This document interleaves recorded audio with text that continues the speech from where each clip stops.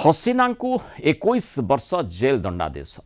शेख हसीना को 21 वर्ष जेल दंड होईछि। बांग्लादेश पूर्वतन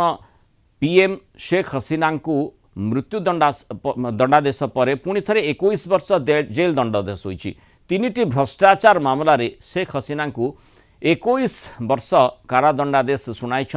बांग्लादेश गोटे कोर्ट। पूर्वर मानवता विरोधी कार्य दर्शाई हसीना को मृत्यु दंडादेश शुणाई आईसीटी। यह सहित हसीना एवं तत्कालीन गृह मंत्री स्थावर अस्थावर संपत्ति जबत करी सरकारी संपत्ति घोषणा करने को अदालत निर्देश देते। 2024 अगस्ट 5 तारिख शेख हसीना देश छाड़ी भारत चली आसी। अन्यपटे हसीना को प्रत्यर्पण पर भारत सरकार को पुणी अनुरोध करिछि बांग्लादेश। प्रसंग में प्रतिक्रिया रखी वैदेशिक मंत्रालय मुखपात्र शेख हसीना विषय कहते आम अनुरोध पाइछु। न्यायिक तथा आभ्यंतरीण आईनगत प्रक्रियार एक अंश भाव में अनुरोधर जांच करा जाउछि। बांग्लादेश रे शांति गणतंत्र एवं स्थिरता सह जनसाधारण स्वार्थ रक्षापी आम प्रतिश्रुतिबद्ध बोली रणधीर जयसवाल कहते। आम आलोचना करबा आम सहित अंतर्जातीय व्यापार विशेषज्ञ डॉक्टर निहारंजन दास जोड़ी। डॉक्टर दास स्वागत करबा आलोचना। जो भली भाव में प्रथमे मृत्यु दंडादेश आईसीटी पक्षर दि जाइथिला एवं मामला जेतेबेले गोटे पर गोटे सामना को आसूची एठी तीनिटी भ्रष्टाचार मामला वर्तमान जो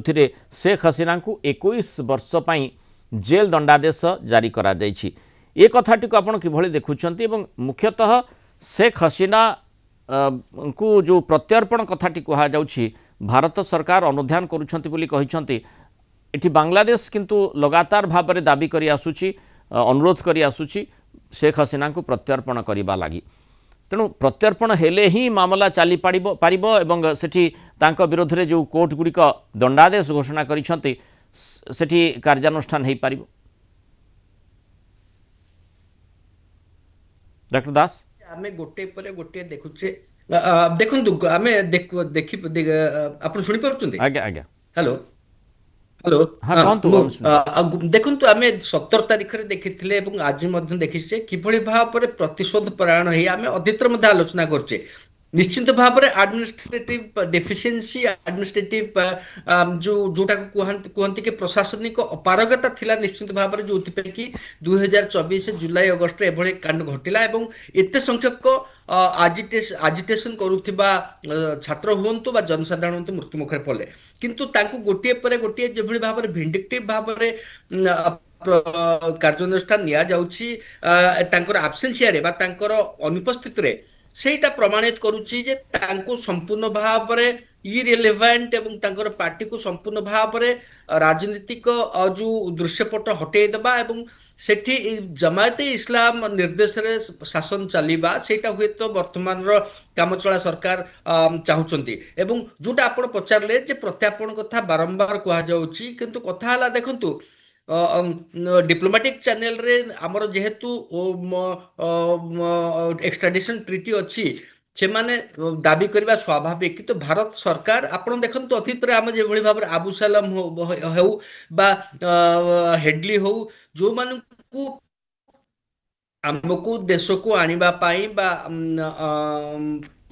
केते कसरत करबा पाई पड़ितला यूरोपियन कोर्ट सामना रे वर्तमान मध्ये आपण देखंतु मेहुल चोक्सी जी गोटे आर्थिक अपराधी ताकू देश को आनिबा पाई कि बड़ी भाव रे कष्ट करबा पाई पड़ुछि जोठी कि तांकू सैटिस्फाई करबा पाई भारत सरकार को तरफ पड़ुछि कि तांकू कि बड़ी भाव रे ट्रीटमेंट करा जिवो माने ए प्रसंग से प्रसंग चोक्सी प्रसंग टिके स्वतंत्र भिन्न हेई पारे इथि पाई जे जेहेतु चोक्सी सेठी शरणार्थी भाव में नुहे बरम लुचि रही एपटे किंतु आमे देखुचे जे शेख हसीना जितेबाला आक्रमण हठात आरंभ हो गला सेतेबाला अनन्योपाय होई देश छाड़ी एवं भारत को पलि आसी एवं एठी से शरण नहीं गोटे राजनैतिक दृष्टिकोण तार मध्य निश्चय गुरुत्व रही। पूर्वर संपर्क मध्य बांग्लादेश सहित आमर खूब भल थिला ता परवर्ती समय आम देखिए संपर्क रे तिक्तता आसी अनेक कथा सेठी चर्चा भितर को आसी आम देखीचे कि भाव में सीमारे मध्य विभिन्न प्रकार कार्यक्रम लगी बांग्लादेश योजना करथवा संपर्कित सूचना आसी। तेणु यही परिप्रेक्षी रे भारत बांग्लादेश जो प्रत्यर्पण पई शेख हसीना को जो अनुरोध रही ताकू कि भाव में देखिबो। देखो कथा हूँ ठीक भाव में कहले से जो कथा हूँ जे शेख हसीना पलई आसी ना आर्मीर सहायता बिना से भारत आसी पारि न आर्मीर एयरक्राफ्ट व्यवहार करा जायतिला बांग्लादेश आर्मी एवं से बांग्लादेश आर्मी निश्चित भाव में शेख हसीना को कौन प्रकार हानि न घटू एवं से सुरक्षित रुहतु से बांग्लादेश आर्मी भारत पठेला अलग परिप्रेक्षी जो आम राजनीति कथा आलोचना करुचे निश्चित भाव में अब अलग कथा हूँ जो वर्तमान सरकार अच्छा से कौन सी प्रकार जो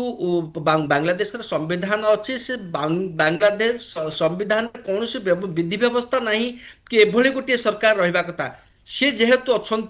लेजिटिमेसी केते किभली भाव में देखा ए सब घटना बांग्लादेश रे जदि गोटे माने अबाध भाव में निर्वाचित करा जाए सबु राजनीतिक दल को सामिल है जो सरकार आसती जदि एभली दाबी हुए भारत सरकार ताको निश्चित भाव में गोटे कंस्ट्रक्टिवली से विचार करिवो किंतु वर्तमान परिप्रेक्षी रे आपण जेभली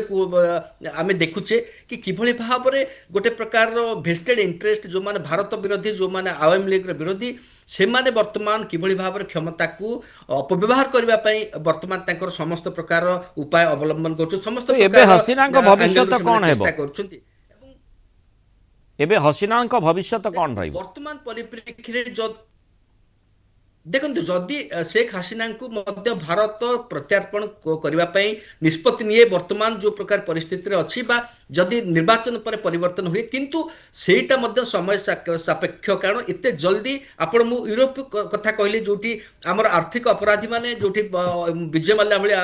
आर्थिक अपराधी माने मध्य अछंती एवं आबू सलाम भली जो कुख्यात डन थिले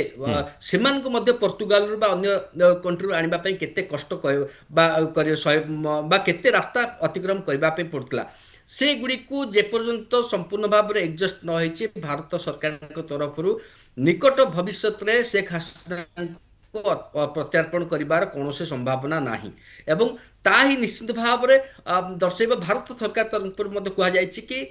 एक गोटे सुस्थ गोटे गणतांत्रिक गोटे प्रगतिशील बांग्लादेश ही निश्चित भाव में भारत चाहे एवं जोटी की समस्त प्रति न्याय हो एवं कहा प्रति अन्याय न हो से बांग्लादेश रे वर्तमान सरकार चाहिए जे किभली भाव में गोटे पर गोटे मामला रे दंडादेश आसू जहा द्वारा भारत पर चाप बढ़िबो एभली जने व्यक्तिविशेष को आपण अटकी रखिछंती जहाँ को आमर प्रत्यर्पण निहाती आवश्यकता रही से भली दाबी बांग्लादेश दर्शाइबा निश्चय योजना करुच्ची तेणु भारत भावी चिंती निश्चय पदक्षेप नेब जो भली शेख हसीना भारतर शरण पशिंट भारत में सुरक्षित रखा जाइछि बांग्लादेश दाबी करुच्ची बा अनुरोध करिछि भारत सरकार को तांको प्रत्यर्पण करने लगी जेहेतु गोटे मामला रे जोठी मृत्युदंडादेश विरोध में आईसीटी देइथिला एवं आज जो भली भाव में सूचना आसी तीनिटी भ्रष्टाचार मामला रे 21 वर्ष जेल दंडादेश होइछि। बहुत धन्यवाद डॉक्टर निहारन दास आलोचना मत मतामत रखि।